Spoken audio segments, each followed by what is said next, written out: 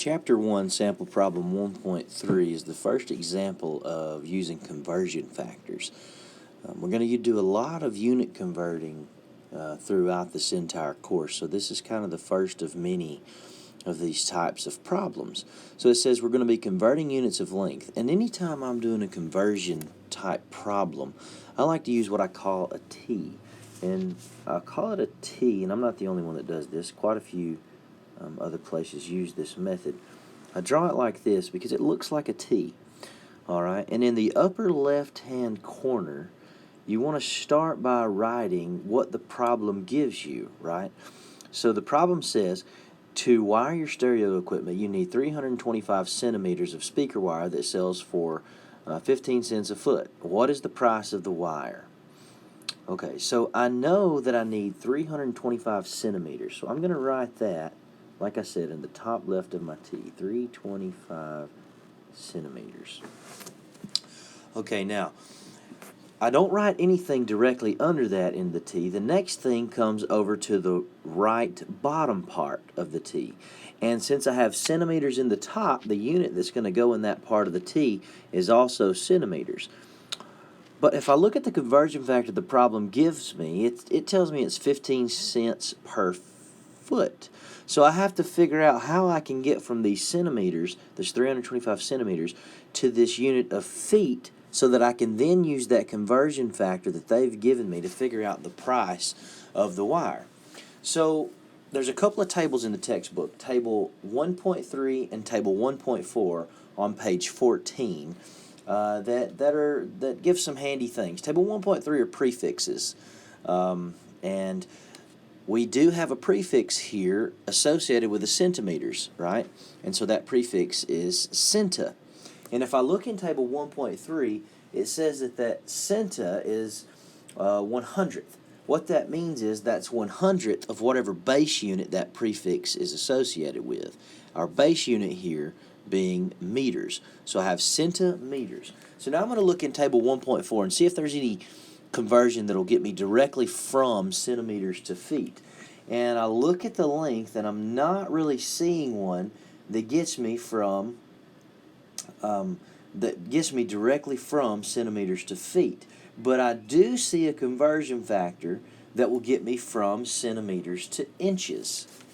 And it tells me that there's 2.54 centimeters. So that's what's going to go in the bottom right of my T in 1 inch. 1 inch. So that goes in the top part of my T. Okay?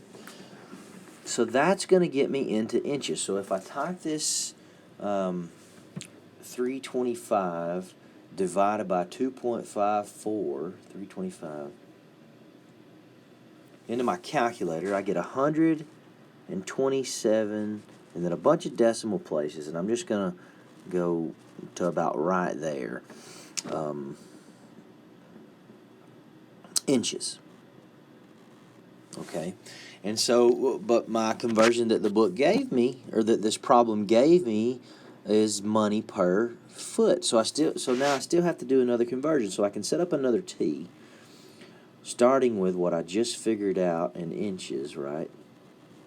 So let me start my T there, and I know that there are 12 inches in 1 foot.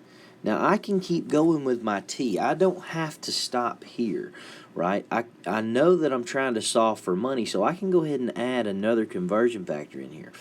And the problem told me that in 1 foot, it costs 0.15, so 15 cents per foot. Now, let's do some math with our units, because you always have to pay attention to what units this is going to be left in. And if they work out, then that means that I've got my problem set up correctly. So in the top part of my T here that you see, all of these things get multiplied together, divided by all of the things that are in the bottom. So let's just look at our units first. I have inches divided by inches. I'm going to cross those out because anything divided by itself is just equal to 1. All right, now let's look at the next unit. I have feet in the top of my T. I have feet in the bottom of my T. They're going to cancel out, right? Because anything divided by itself is equal to 1. Feet divided by feet going to be equal to 1. So the only unit that I have left that I've not crossed out is that dollar sign, which is good. That's what the problem is asking for. It is asking for a price. So my only unit left should just be the dollar sign. So I'm going to put equals, and I'm going to go ahead and put my dollar sign, which is my unit there. So how you work these problems is you like I said before, you have to multiply everything in the top of the T divided by everything in the bottom of the T. And if you're using your calculator, I always like to use parentheses a lot because it can save you making a mistake and typing these things in the calculator incorrectly. So I'm going to call out exactly what I'm typing in my calculator to get the answer I'm about to get.